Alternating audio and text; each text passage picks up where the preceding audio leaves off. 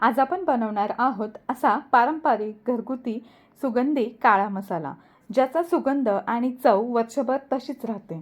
फक्त एक secret trick ज्यामुळे काळा मसाला वर्षभर खराब होत नाही आणि उन्हाळ्यामध्ये जी काही आपण साठवणीची कामं करत असतो त्यामध्ये हा मसाला अत्यंत महत्त्वाचा असतो. आता हा मसाला बनवत असताना की आपल्याला बरेच प्रश्न असतात, जसं की कोणत्या प्रकारच्या मिरच्या घ्यायच्या, मिरची भाजायची की नाही, मसाल्याचं प्रमाण किती घ्यायचं, या सगळ्या छोट्या मोठ्या टिप्ससहित हा मसाला कसा साठवायचा हेही या व्हिडिओमध्ये सांगितलेलं आहे. त्यामुळे व्हिडिओ शेवटपर्यंत नक्की बघा. आता इथे मी पहिल्यांदा ही घेतलेली आहे संकेश्वरी मिरची. आपण 3 किलोचा मसाला करणार आहोत, त्यासाठी ही 2 किलो संकेश्वरी मिरची घेतलेली असते. आता ही ओळखायची कशी? ही मिरची चवीला कमी तिखट असते आणि ही मिरची थोडी जाड असते, चवीला चांगली असते आणि थोडीशी अशी सुरकुतलेली असते, थोडी लांबट असते. आता दुसऱ्या प्रकारची घेतलेली आहे लवंगी मिरची किंवा याला गावरान मिरचीसुद्धा असं म्हणतात. ही चवीला खूप तिखट असते आणि यामुळे या मसाल्याला तिखटपणा येतो आणि झणझणीत असते. तर ही मिरची मी अर्धा किलो घेतलेली आहे, ही पातळ सालीची असते. त्यानंतर ही तिसरी मिरची घेतलेली आहे, ही बेडगी मिरची घेतलेली आहे. यामुळे मसाल्याला रंग खूप छान येतो. ही मिरची सुरकुतलेली असते, कमी तिखट असते आणि जाड असते. आता ही सुद्धा अर्धा किलो घेतलेली आहे. त्यानंतर मी अर्धा किलो धणे घेतलेले आहेत आणि अर्धा किलो सुकं खोबरं खिसून घेतलेलं आहे. आता आपल्याला हे खोबरं चांगलं भाजून घ्यायचं आहे सोनेरी रंग येईपर्यंत आणि वेगळं ठेवायचं आहे. त्यानंतर घेतलेले आहेत तीळ साधारण एक 400 ग्रॅम इतके घेतलेले आहेत. त्यामध्ये खसखस घालून घ्यायची 100 ग्रॅम. तीळ खसखस हे दोन्हीही कोरडंच आपल्याला भाजून घ्यायचं आहे. सगळे मसाले आपण भाजत असताना मंद आचेवरती भाजून घ्यायचे आहेत. त्यानंतर आता हे घेतलेले आहेत मसाला वेलची. तर मसाला वेलची थोडीशी जाड असते म्हणून ही वेगळी भाजून घेतलेली आहे. सर्व मसाल्यांचं डिस्क्रिप्शन बॉक्समध्ये प्रमाण, वजन अचूक प्रमाणामध्ये दिलेलं आहे. आता इथे हे बाकीचे खडे मसाले घेतलेले आहेत. लवंग, मिरी, दालचिनी, चक्रीफूल, त्यानंतर नागकेसर, हे सगळे मसाले आपण कढईमध्ये घालून घेऊया आणि छान असे भाजून घेऊया.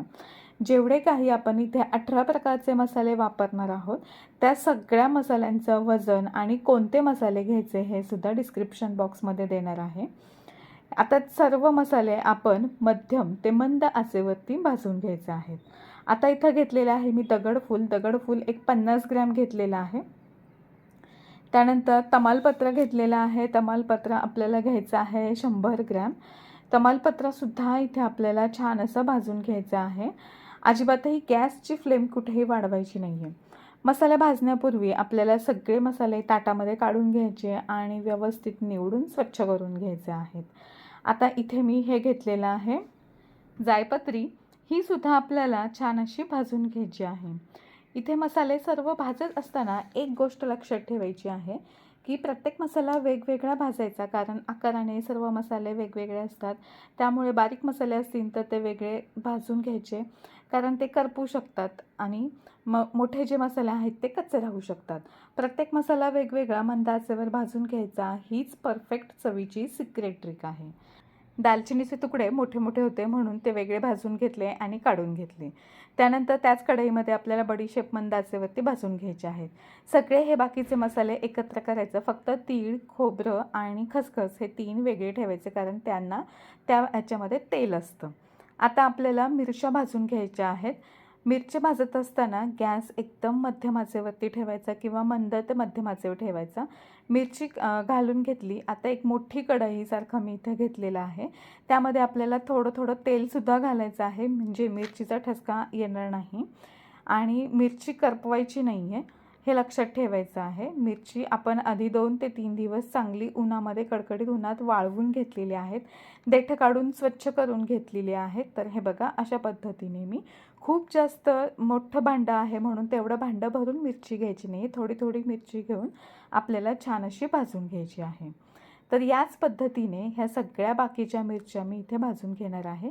मिरची भाजून घेतली की ती मोठ्या भांड्यात, किंवा तुमच्याकडे मोठं भांडं नसेल तर कागदावर एका पसरवून ठेवा आणि ती पूर्णपणे थंड झाल्यानंतर मगच आपल्याला ती एखाद्या प्लॅस्टिकच्या पिशवीमध्ये भरून ठेवायची आहे.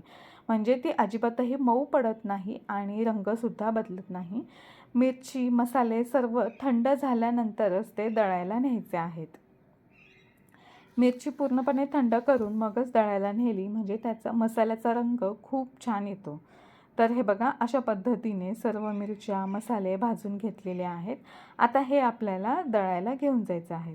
यामध्ये आता आपल्याला फक्त एक गोष्ट राहिलेली आहे, ते म्हणजे जायफळ आणि हळकुंड तळून यामध्ये घालायची आहेत. तर हे बघा, सर्वात शेवटी मी या कढईमध्ये थोडंसं तेल घेतलेलं आहे आणि त्यामध्ये ही हळकुंड थोडीशी फोडून घालून घेतलेली आहेत. याच्यामुळे रंगसुद्धा खूप छान येतो. 200 ग्रॅम इतकी हळकुंड घातलेली आहेत आणि हे 3 जायफळसुद्धा यामध्ये घालायचे आहेत. जायफळ भाजायचंही नाही किंवा तळायचंही नाही आहे. त्यानंतर यामध्ये थोडासा हिंगसुद्धा तळून घालायचा आहे, म्हणजे वास छान येतो. तर हे बघा, सगळे आपले पदार्थ, मिरच्या वगैरे भाजून झालेल्या आहेत. आता पूर्णपणे थंड करून घ्यायच्या आणि मग आपल्याला या बंद करून आता दळायला द्यायच्या आहेत. आता मिरची कांडपवरती नेल्यानंतर सगळे हे मसाले यामध्ये मीठसुद्धा घालावं लागतं. तर साधारण 200 ग्रॅम इतकं मीठ मी घातलेलं आहे आणि त्यानंतर 200 ग्रॅम इतकं तेलसुद्धा लागणार आहे. सगळे मसाले छान असे कुटून आणलेले आहेत. त्यानंतर हा मसाला आता साठवायचा कसा? तर त्यासाठी मसाला आणल्यानंतर तो पूर्णपणे उघडा करून ठेवायचा आहे. त्यातली वाफ जाऊ द्यायची आहे. पूर्णपणे थंड होऊ द्यायचा आहे. त्यानंतर काचेच्या बरणीमध्ये जर आपण मसाला साठवून ठेवला तर तो वर्षभर तसाच राहतो. त्याचा सुगंधसुद्धा टिकून राहतो आणि रंगसुद्धा खूप छान राहतो.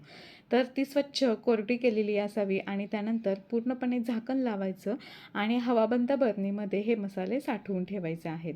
वरती थोडासा हिंगसुद्धा ठेवू शकतो. अशा पद्धतीने केलेला हा घरगुती महाराष्ट्रीयन चवीचा अस्सल काळा मसाला जर तुम्ही साठवून ठेवला किंवा केला तर वर्षभर भाज्या एकदम छान मस्त होतात, अप्रतिम चवीच्या होतात.